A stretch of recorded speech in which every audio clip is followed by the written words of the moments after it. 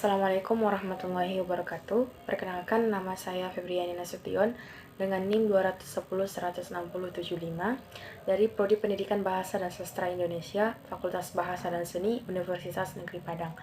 Baiklah teman-teman, di video kali ini saya akan menjelaskan bagian materi saya yang mana ciri-ciri pengenalan fungsi sintaksis. Untuk penjelasan berikutnya, simak terus video berikut ini. Perlu kita ketahui teman-teman, apa sih itu fungsi sintaksis? Jadi fungsi sintaksis itu adalah hubungan antara unsur-unsur bahasa dilihat dari sudut pandang penyajiannya dalam ujaran atau glosa. Nah, jenis-jenis fungsi sintaksis di sini ada 5. Yang pertama subjek, yang kedua predikat, yang ketiga objek, yang keempat pelengkap, dan yang terakhir ataupun yang kelima keterangan, atau kita singkat sebagai SPOK. Langsung saja yang pertama yaitu subjek. Subjek bisa kita katakan sebagai pelaku ataupun kata benda atau kata orang. Subjek atau pokok kalimat merupakan unsur utama kalimat. Subjek menentukan kejelasan makna kalimat. Penempatan subjek yang tidak tepat dapat mengaburkan makna kalimat. Karena keberadaan subjek dalam kalimat itu berfungsi sebagai yang pertama membentuk kalimat dasar, kalimat luas, kalimat tunggal, dan kalimat majemuk. Yang kedua, memperjelas makna. Fungsi yang ketiga, menjadi pokok pikiran. Fungsi yang keempat, menegaskan makna. Dan fungsi yang kelima, memperjelas pikiran ungkapan. Dan fungsi yang keenam, yaitu membentuk kesatuan pikiran. Di sini ciri-ciri subjek adalah 1. Jawaban atas pertanyaan apa dan siapa. Ciri yang kedua, didahului kata bahwa.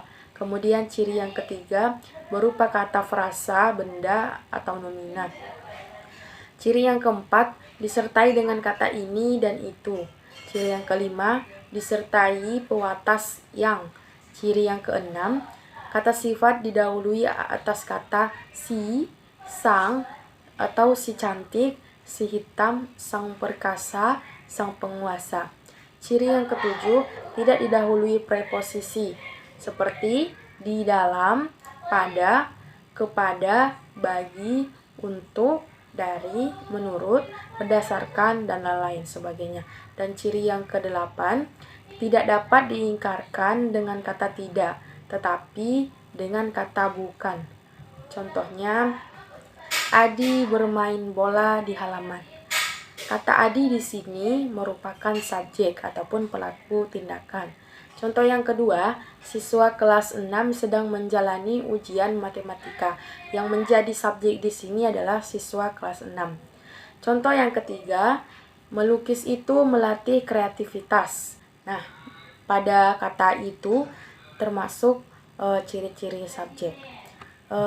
Kemudian selanjutnya predikat ataupun biasa disebut orang dengan kata kerja. Seperti halnya dengan subjek, predikat kalimat kebanyakan muncul secara eksplisit. Keberadaan predikat dalam kalimat berfungsi sebagai yang pertama membentuk kalimat dasar, kalimat tunggal, kalimat luas, dan kalimat majemuk. Yang kedua menjadi unsur penjelas, yaitu memperjelas pikiran atau gagasan yang diungkapkan dan menentukan kejelasan makna kalimat. Fungsi yang ketiga yaitu menegaskan makna. Fungsi yang keempat membentuk kesatuan pikiran, dan fungsi yang kelima sebagai sebutan. Adapun ciri-ciri predikat, yang pertama jawaban atas mengapa dan bagaimana. Ciri yang kedua dapat diingkarkan dengan tidak atau bukan. Yang tadi subjek tidak dapat diingkarkan dengan kata tidak atau bukan. Nah, di predikat ini dapat diingkarkan dengan kata tidak atau bukan. Kemudian ciri yang ketiga dapat didahului keterangan aspek seperti akan, sesudah, sedang, selalu, hampir. Dan ciri yang keempat dapat didahului keterangan modalitas seperti sebaiknya, seharusnya, seyogyanya, mesti, selayaknya, dan lain-lain sebagainya. Kemudian ciri-ciri yang kelima yaitu tidak didahului kata yang. Jika didahului yang, predikat berubah fungsi menjadi perluasan subjek. Ciri yang keenam, didahului kata adalah, ialah, yaitu, yakni. Ciri yang ketujuh, predikat dapat berupa kata benda, kata kerja, kata sifat, atau bilangan. Adapun contoh dari predikat, di kalimat bawah ini seperti Rini menyanyi dengan merdu. Pada kata menyanyi berperan sebagai subjek predikat. Kemudian Tono membaca buku cerita. Kata membaca di sini berperan sebagai predikat. Kemudian ayah bekerja di sawah. Kata bekerja di sini berperan sebagai predikat. Jupi memakan whiskas. Predikatnya adalah memakan. Materi selanjutnya yaitu mengenai objek. Objek ataupun pelaku sasaran atas tindakan, atau kita biasanya sebut objek ini korban, bahasa mudahnya. Subjek dan predikat cenderung muncul secara eksplisit dalam kalimat, namun objek tidaklah demikian halnya. Kehadiran objek dalam kalimat bergantung pada jenis predikat kalimat serta ciri khas objek itu sendiri. Predikat kalimat yang berstatus transitif mempunyai objek. Predikat kalimat yang berupa kata kerja berkonfiks me, kan, atau mei, misalnya mengembalikan, mengumpulkan, atau pada mei misalnya mengambili, melempari, mendekati, memarahi, dan lain-lain sebagainya. Dalam kalimat objek berfungsi sebagai pembentuk kalimat dasar dan pada kalimat berpredikat transitif. Fungsi yang kedua yaitu memperjelas makna kalimat. Fungsi yang ketiga membentuk kesatuan atau kelengkapan pikiran. Adapun ciri-ciri objek, yang pertama berupa kata benda. Ciri-ciri yang kedua tidak didahului kata depan.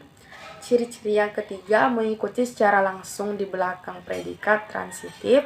Ciri yang keempat jawaban apa atau siapa yang terletak di belakang predikat transitif. Kemudian ciri yang kelima dapat menduduki fungsi subjek apabila kalimat itu dipasifkan. Objek terdiri dari dua macam, yaitu objek penderita dan objek penyerta.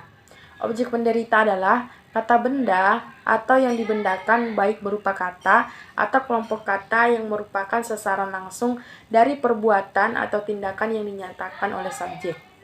Contoh, Pak Ali membajak sawah. Di sini sawah ini sebagai penerima atas tindakan yang dilakukan oleh Pak Ali. Contoh yang kedua, ibu menjahit baju adik.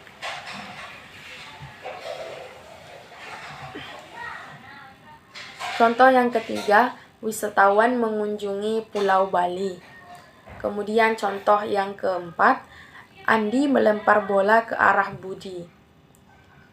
Contoh yang kelima, anak-anak mengerjakan tugas pelajaran bahasa Indonesia. Kemudian jenis objek yang kedua yaitu objek penyerta. Objek penyerta ini merupakan objek yang menyertai subjek dalam melakukan atau mengalami sesuatu. Contohnya, ibu membelikan adik buku baru. Contoh yang kedua, penjahit itu membuatkan ibu baju kebaya. Kemudian materi yang terakhir yaitu mengenai keterangan. Keterangan kalimat berfungsi memperjelas atau melengkapi informasi pesan-pesan kalimat. Tanpa keterangan, informasi menjadi tidak jelas. Karena hal ini dapat dirasakan kehadirannya terutama dalam surat undangan, laporan penelitian, dan informasi yang terkait dengan tempat, waktu, sebab, dan lain-lain. Adapun ciri-ciri keterangan, yang pertama, bukan unsur utama kalimat, tetapi kalimat tanpa keterangan, pesan menjadi tidak jelas dan tidak lengkap. Yang kedua, ciri-cirinya yaitu tempat tidak terikat posisi pada awal, tengah, atau akhir kalimat. Jadi keterangan ini bisa saja berada di awal, ataupun di tengah, bahkan di akhir. Nah, ciri-ciri yang ketiga yaitu dapat berupa keterangan waktu, tujuan, tempat, sebab, akibat, syarat, cara, posesif, atau ditandai kata, atau posesif ini bisa kita tandai dengan kata meskipun, walaupun, biarpun, dan pengganti nomina atau menggunakan kata bahwa. Jenis-jenis keterangan, yang pertama, contoh dari keterangan tempat. Ayah akan pergi ke Surabaya. Kata Surabaya di sini merupakan kata keterangan tempat. Kemudian, ibu memotong sayuran dengan pisau.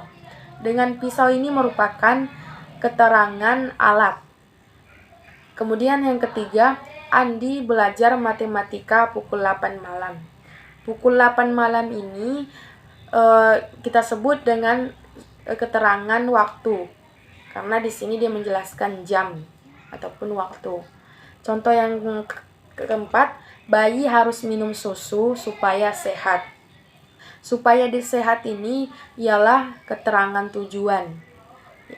Kemudian contoh selanjutnya, ibu pergi ke pasar bersama kakak. Bersama kakak ini merupakan keterangan penyerta. Contoh kemudian, bacalah buku itu dengan seksama. Dengan sesama di sini adalah merupakan kata keterangan yang menyebutkan cara. Dan yang terakhir yaitu keterangan sebab. Contohnya, Adit sakit karena sering main hujan-hujanan. Karena sering main hujan-hujanan ini merupakan sebab dari kata si Adit ini sakit. Mungkin teman-teman itu saja yang dapat saya sampaikan. Kurang dan lebihnya saya mohon maaf. Itu saja tadi penjelasan materi yang dapat dipaparkan pada kesempatan kali ini. Wabillahi taufiq wal hidayah. Untuk kritik dan sarannya dipersilakan dari teman-teman sekalian. Wassalamualaikum warahmatullahi wabarakatuh. 谢谢。